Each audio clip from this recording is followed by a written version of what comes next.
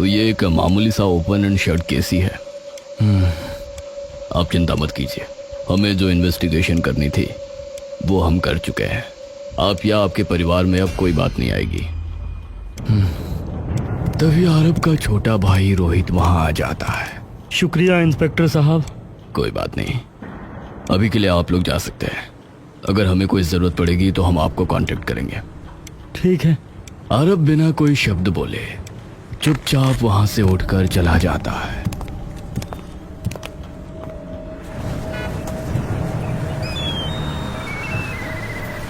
भैया ठीक हो? आप चिंता मत करना भैया, मैं हूँ, कभी भी जरूरत हो तो बुला लेना।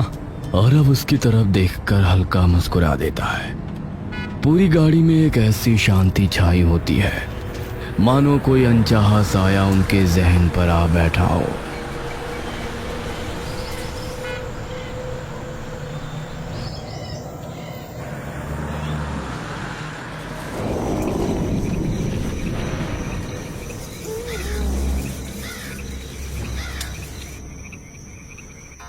आरब आरब मुरझाई हुई नजरों से मोहिनी की ओर देखता है।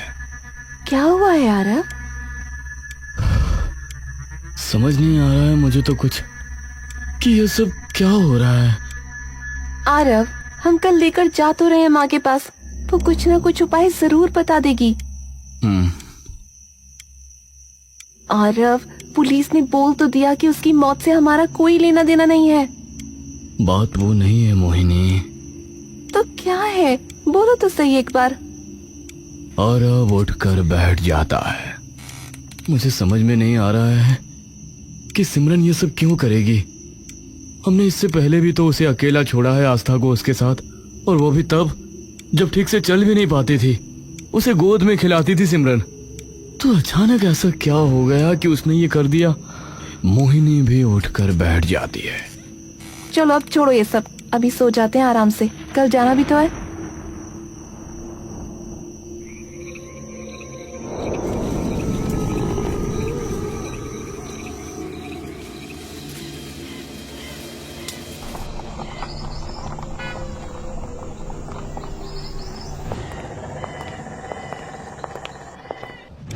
पापा, क्या हुआ? नानी क्या कर रही है ये? कुछ नहीं, बस तुम्हें ठीक करने के लिए कर रही है जो कर रही है। और डर क्यों रही हो, मैं हूं ना। बीरो आंख बंद कर आगे पीछे होकर जोर जोर से मंत्र का जाप करती जाती है। ओम काल प्राण भवति शुद्धि बुद्धि शुद्ध प्रवृत्ति। ओम काल प्राण भवति। आस्था घबराकर आरब से और जोर से चिपक जाती है, और तभी बीरो एकदम से आस्था का हाथ जोर से पकड़ लेती है। पापा, डरो मत, डरो मत, कुछ नहीं होगा, डरो मत। बीरो उसकी हथेली खोलकर उसमें थोड़ा सा नमक डाल देती है। मुट्ठी बंद कर।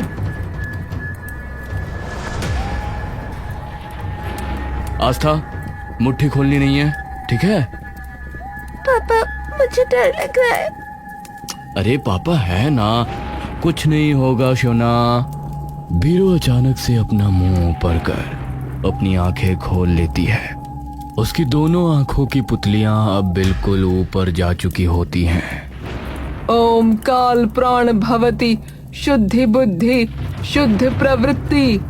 ओम काल प्राण भवति। आस्था अपने पिता के सीने से चिपक जाती है। माँ, बस बस बस, हो गया, बस हो गया। बीरो धीरे से नीचे देखती और उसकी आंखों की पुतलियां भी धीरे अब नीचे आने लगती हैं। बीरो अपनी हथेली से वो काला धागा निकालकर आस्था की कलाई पर बांध देती है और प्यार से आस्था के सिर पर हाथ फेरती है। बिटिया, इसे अब कभी मत उतारियो अपने हाथ से, ठीक है? ठीक है नानी। चलो अब मैं और तुम कुछ खाने बाहर चलें, तब तक माँ और नानी बात कर लेंगी। ठीक है, पर मैं पास्ता खाऊंगी। ठीक है, आते हैं हम माँ। ठीक है।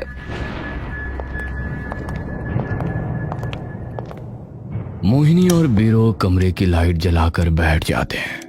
अब मेरी बात ध्यान से सुन मोहिनी, ये काला धागा अब इसकी कलाई से गलती से भी ना उतर जाए।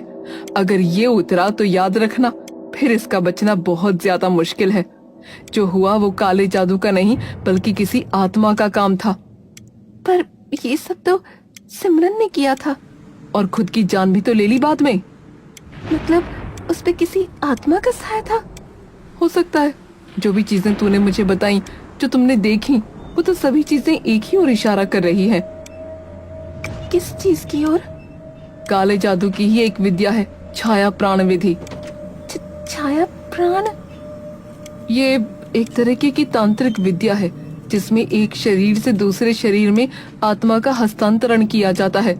मतलब किसी मरे हुए इंसान को जिंदा करने के लिए एक जान की बलि देनी पड़ती है, और उस मृत शरीर का साया ही तुम्हारी कामवाली से ये सब करा रहा था, और अब उसके मरने के बाद इसके पीछे पड़ा है।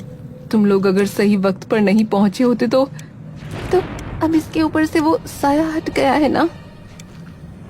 हटा नहीं है, रुका है जब तक ये धागा उसकी कलाई पर बंधा है। पर अगर ये धागा एक बार भी हटा तो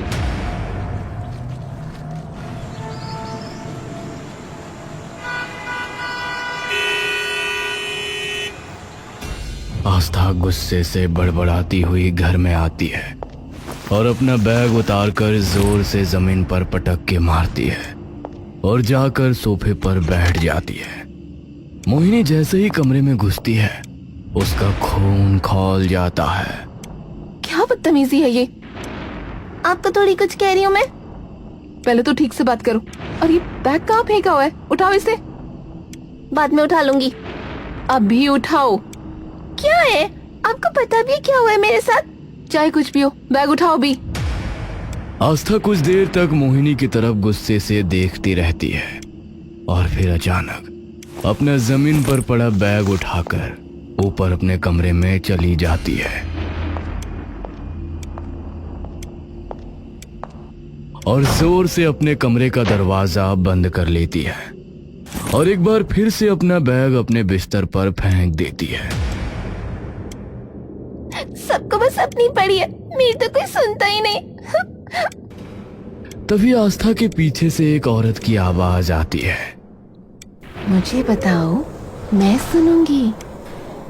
वह आवाज सुनते ही आस्था को मानो कई वाट का झटका लगता और वो बेड से उछलकर खड़ी हो जाती है। उसके बिस्तर पर एक बेहद ही खूबसूरत सी औरत एक लाल और हरी साड़ियों में बैठी उसे दिखती है। कौन हो तुम? माँ? मैं कुछ नहीं कहूंगी। आस्था हांफती हुई एकटक बस उस औरत की तरफ देखती रहती है। अरे सच में कुछ नहीं कहूंगी। तुम हो कौन? और माँ ने तुम्हें मेरे कमरे में क्यों आने दिया? वो मुझे देख ही नहीं सकती, सिर्फ तुम देख सकती हो। आस्था विचलित होकर उसकी तरफ देखती रहती है। बैठो, फिर समझाती हूँ। नहीं, पहले बताओ कि क्यों आई हो यहाँ और सिर्फ मुझे क्यों दिख सकती हो? क्योंकि तुम्हारे लिए ही तो आई हूँ, इसीलिए सिर्फ तुम्हें दिखूंगी ना। पर क्यों? अरे क्यों नहीं, तुम इतनी प्यारी इंसान हो, इतना साफ मन है तुम्हारा, तो बस मैं आ गई तुम्हारी मदद करने। तुम्हें कभी कोई दिक्कत हो तो मुझे बुला लेना और मैं चुटकी में तुम्हारी सारी दिक्कतें दूर कर दूंगी। कुछ भी? अरे सच में? अच्छा मुझे ये बताओ कि अभी क्यों परेशान हो, और फिर अपने आप देख लेना। आस्था के मन में कई सवाल होने के बावजूद भी आखिरकार वो उसके पास आकर बैठ जाती है। भूत होता है क्या?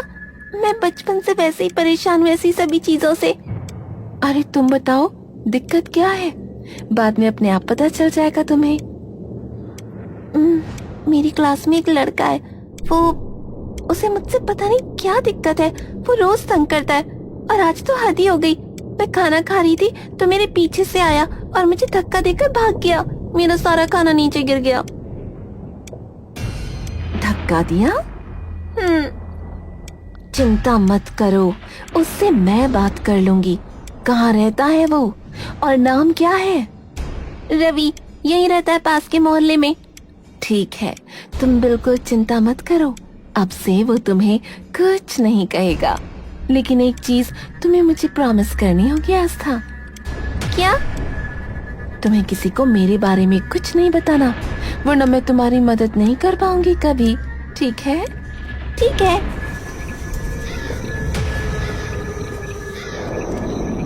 रवि अपने बिस्तर पर आराम से सो रहा होता है कि तभी उसे अपनी गर्दन पर एक मुलायम सा स्पर्श महसूस होता है। वो औरत उसके सामने खड़ी होती है। उसके आधे बाल बिखरे हुए चेहरे पर पड़े होते हैं और डरावनी तरीके से मुस्कुराती हुई उसे देख रही होती है।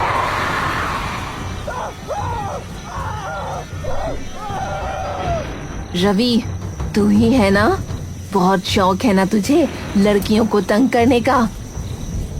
रवि का गला एकदम से मानो बंजर पड़ जाता है और उसकी गले से ना कोई आवाज, यहाँ तक कि कोई सिसकी तक नहीं निकल पाती है।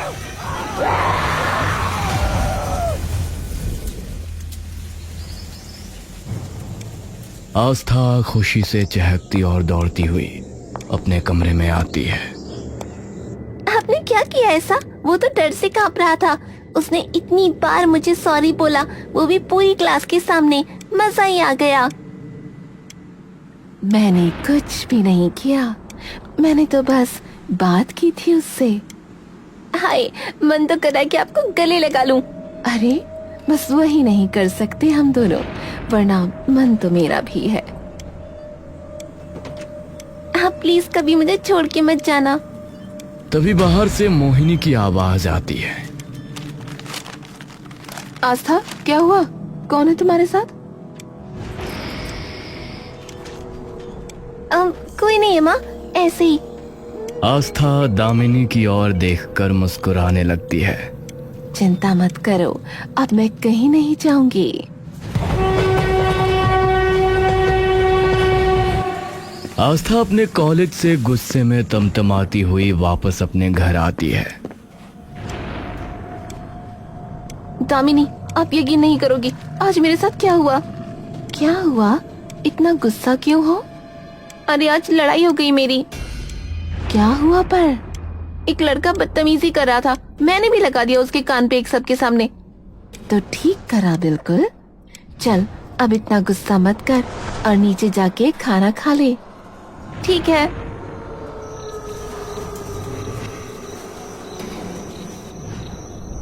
आस्था अपने बिस्तर पर आराम से सो रही होती है कि तभी उसका फोन बजने लगता है। आस्था हल्की सी आंखें खोलकर देखती है। इतनी रात को किसका फोन है? हेलो, आस्था बोल रही है? तुम कौन? चिराग राठी, जिसके भाई को तूने रटपट्टा मारा सबके सामने। आस्था की नींद से भरी आंखें एकदम से खुल जाती है और वो एक झटके में उठकर खड़ी हो जाती है। तो गलत क्या किया? वो तो कल बता दूंगा, आज तू बस एक बार। अरे पर आस्था डर के ऊपर से नीचे तक कांप जाती है कि तभी उसके कंधे पर एक हाथ आता है। आस्था चौंक कर पलटती है। क्या हुआ? इतना क्यों डरी हुई हो? वो चिराग राठी का फोन था। वो कह रहा था कि कल जब भी चाहूंगी तब वो मुझसे बात करेगा। क्यों? जिसको मैंने चांटा मारा वो उसका भाई था। अब क्या करूं?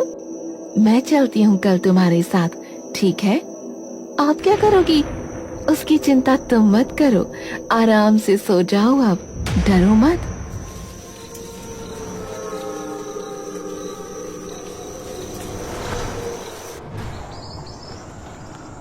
आस्था धीरे से कॉलेज के गेट की ओर अपने कदम बढ़ाती है कि तभी चिराग उसके सामने आ जाता है।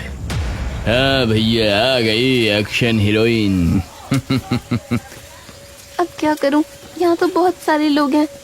ये तो मैंने भी नहीं सोचा था। क्या? अबे वो किससे बात कर रही है?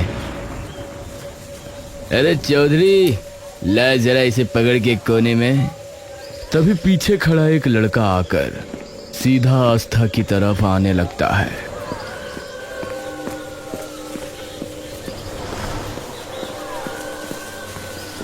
अब एक ही रास्ता है आस्था।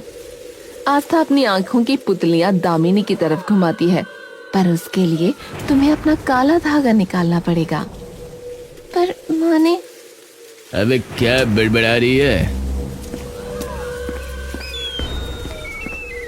चिराग जोर से उसके बाल नोच लेता है।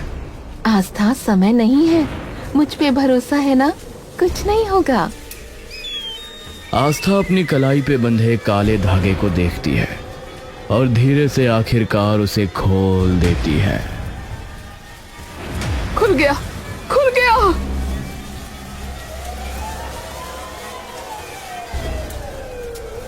आस्था चुपचाप एक अज्ञात सी मुस्कान के साथ उन सभी लोगों की ओर देखती रहती है। बहुत जल्दी आने वाली हूँ अब मैं आपके पास। मोहिनी और आरव साथ में बैठे बात कर रहे होते हैं कि तभी घर का दरवाजा जोर से खुलता है। आस्था?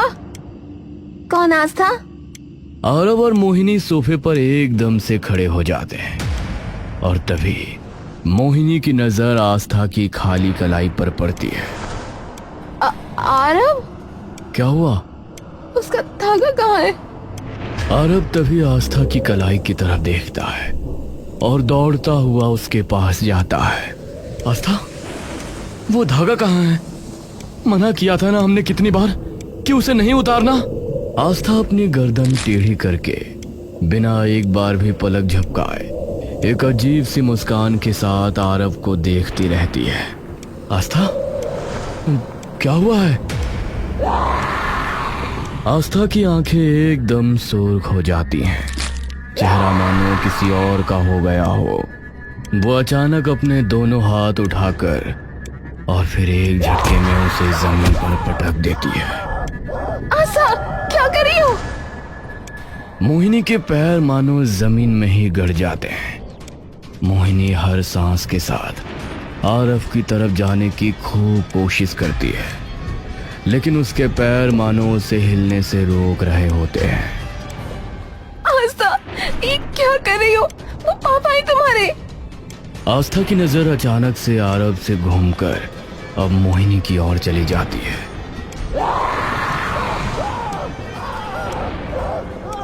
आरव, ये क्या? देखते ही देखते एक ठंडी सी मुस्कान आस्था के चेहरे पर आ जाती है।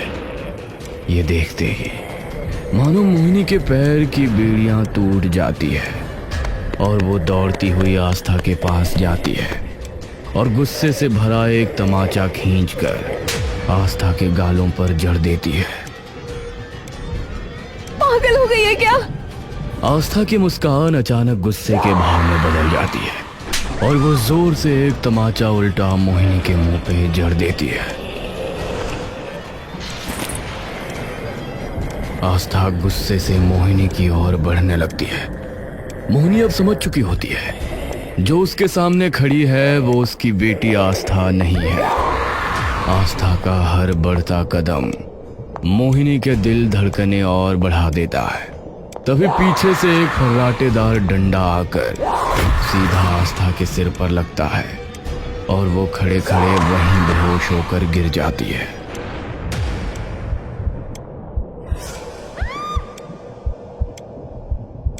मोहिनी, अभी डरने का वक्त नहीं है, मैं इसे बांधता हूं, तुम मां को बुलाओ जल्दी से।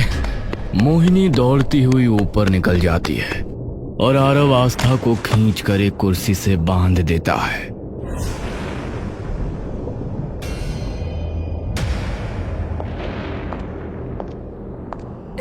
माँ, अब क्या? मैंने कहा था ना, धागा नहीं उतरना चाहिए। माँ, मुझे नहीं पता ये सब कैसे हुआ। अब मैं कुछ नहीं कर सकती, मेरे बस से बाहर जा चुका है ये। एक इंसान है जो शायद कुछ कर पाए। कौन? ऋषि कालमुख। उनके तरीके थोड़े सख्त हैं, पर अब उनके पास जाने के अलावा हमारे पास कोई चारा नहीं है। कहाँ जाना है? उनके आश्रम जाना होगा। तुम इसे गाड़ी में बैठा और रस्सी मत खोलना। ठीक है।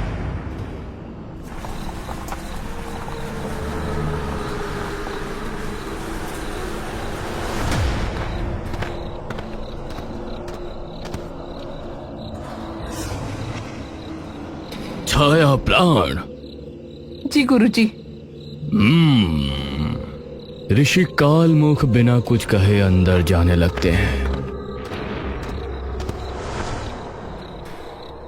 मैं जब कहूं तब इसे अंदर ले आना। जी। सभी लोग कई देर तक ऋषि के बुलाने का इंतजार करते हैं और तभी धीरे से एक दरवाजा खुलता है और एक आवाज आती है, आ जाओ। आरव आस्था को उठाकर सबके साथ अंदर आ जाता है।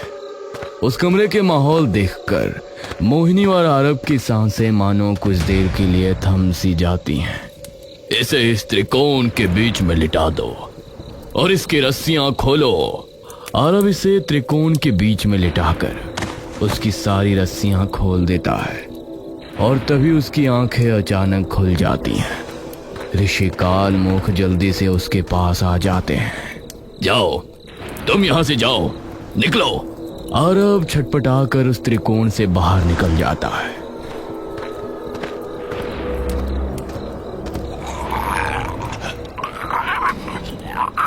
ओम कालिका काली महाकाली रक्ष रक्ष चंडी के नमः स्वाहा।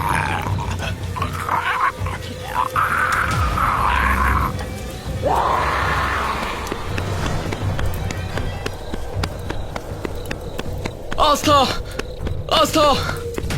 हाँ जा। लेकिन आस्था उसे जोर से दूर धकेल देती है। तभी मोहिनी आस्था के सामने आ जाती है।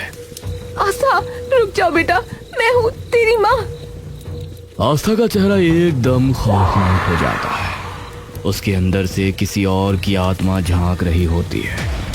वह मोहिनी की तरफ घूर कर देखती है और एक ही झटके में मोहिनी जोर से दीवार से टकराकर नीचे गिरती है। आवाज इतनी ऊंची होती है कि सबके कान बज जाते हैं। आस्था नंगे पैर भागने लगती है। रात का अंधेरा, हवा के तेज झोंके और पीछे सब लोग चिल्लाते हुए दौड़ते हैं। आस्था अब अपनी सोच और समझ का हर कतरा गवा चुकी होती है। पकड़ो उसे, वो शरीर के पास जा रही है।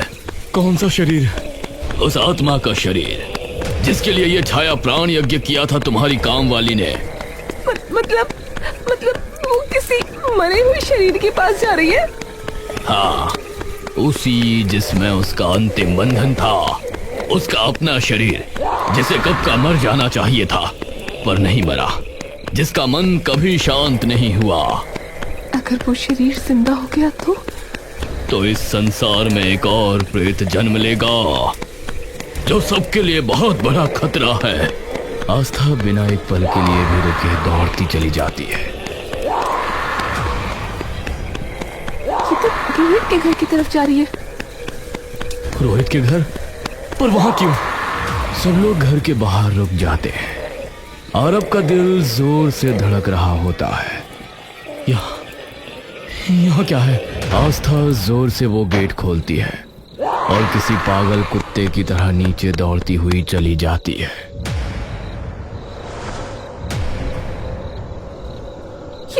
ये तो दामिनी। कौन? रोहित की बीवी जो कई साल पहले गुजर गई थी। आरव के हाथ कांपने लगते हैं, आंखों में बस आंसू। दामिनी? पर ये कैसे? रोहित? भैया आप समझे नहीं, मैं उसे वापस ला रहा हूँ, मेरी दामिनी को। तू पागल हो गया है क्या? तू नहीं भैया, आपके पास सब है, माँ जैसी प्यार करने वाली सास, बेटी, पर मेरे पास मुझे भी हक है खुश होने का। और बेटी तो दोबारा भी हो सकती है। आपको दोबारा मौका मिल जाएगा जीने का, पर मेरे पास बस यही एक मौका है। मुझे बस दामिनी चाहिए थी, मुझे मेरी दामिनी चाहिए थी। आप अगर उस दिन घर नहीं गए होते तो सिमरन अपने आप सब कुछ कर लेती। मेरी दामिनी जो थी उसमें सबसे समझदार, सबसे अच्छी। ऋषि जी कुछ कीजिए, ऐसे तो वो मुझसे मेरी बच्ची छीन लेगा। उसकी आत्मा उसके शरीर के पास पहुंच चुकी है। अब अगर वो प्राण स्थापना पूरी कर लेगा तो कोई उसे रोक नहीं सकता। ओम छाया प्राण स्थिति, ओम दामिनी पुनर्जन्म। लाश के हाथ हिलते हैं, आंखें आधी खुल जाती हैं। आरव कुछ करो। उसका शरीर जलाओ, उसके सारे अंतिम संस्कार अभी करो, तभी आत्मा मुक्ति मिलेगी, तभी तुम अपनी बेटी को बचा पाओगी। आंखों से आंसू बहते हुए, मोहिनी, तुम उसका शरीर लेकर बाहर आ जाओ और उसका देह संस्कार करो, इसे मैं देखता हूँ। मोहिनी जैसे ही दामिनी के शरीर की ओर बढ़ने लगती है, तभी रोहित उसके सामने आ जाता है।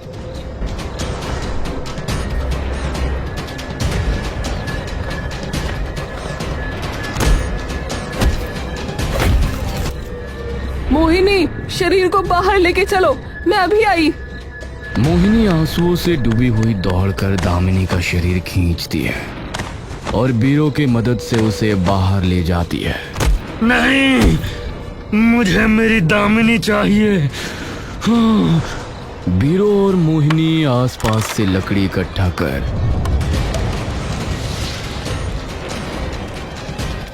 और अंत में उसका देह संस्कार कर देते हैं।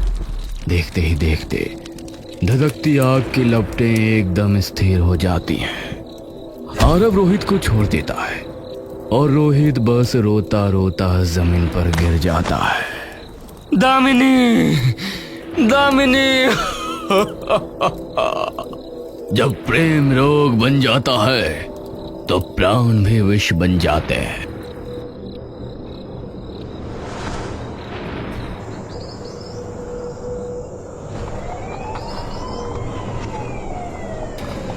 मोहिनी आंसुओं से आरव के कंधे पर हाथ रखती है।